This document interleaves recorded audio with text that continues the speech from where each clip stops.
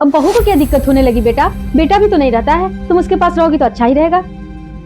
कहती हैं कि लाइट जला के आप पढ़ रही हैं, मुझे नींद नहीं आएगी, सारा दिन मैं काम करके थकी रहती हूँ, आप जाइए बाहर, मैं सोऊंगी। तू रुक। बहू, बेटी हमारी ससुराल से आई है यहाँ पढ़ाई पूरी करने, तो उसको तुम शांति से पढ़ने क्यों नहीं देती हो? अब कैसी पढ़ाई मम्मी जी? आपकी तो सोच है कि शादी के बाद बेटियां पढ़ाई नहीं करती हैं, फिर क्यों पढ़ा रही हैं? बस वो शादी के बाद सास ससुर की सेवा करें और अपने घर को संभालें, यही तो आपने मुझसे कहा था। और ये जो सारी चीजें मैं कर रही हूँ ना नंद जी के साथ, ये सारी चीजें आपसे ही तो सीखी हूँ मम्मी जी। तो अब नंद जी को समझाइए ना, वो अपने मार्ग से क्यों विचलित हो रही हैं? अपने घर को संभाले ना, अपने सास ससुर की सेवा करे ना। यहाँ मायके में आकर आप क्यों बैठाई हैं उन्हें? क्यों पढ़ाई के लिए इतना उनको प्रोत्साहन दे रही हैं? क्या भाभी सच कह रही हैं मम्मी?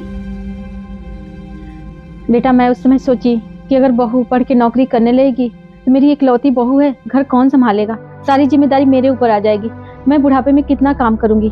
इसी वजह से मैं इसे पढ़ने नहीं दी और बेटे से भी बोल दी इसे पढ़ाना नहीं है, अपने घर गृहस्थी को संभाले।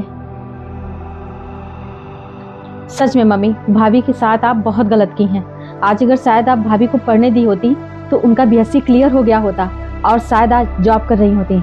मम्मी ऐसा आपको नहीं करना चाहिए था, तभी तो मैं सोचूं कि भाभी इतना चिड़ी चिड़ी क्यों रहती हैं पढ़ने के नाम से। हाँ बेटी, मैंने गलत किया, आज मुझे पछतावा हो रहा है।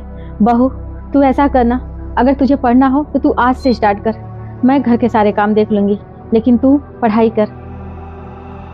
हाँ भाभी, अब आप और मैं एक साथ बैठ के पढ़ाई करेंगे और एक साथ जॉब करेंगे, और हम लोग ये जो 6700 पीजीटी की वैकेंसी आई है भाभी ना, इसे क्वालिफाई जरूर करेंगे।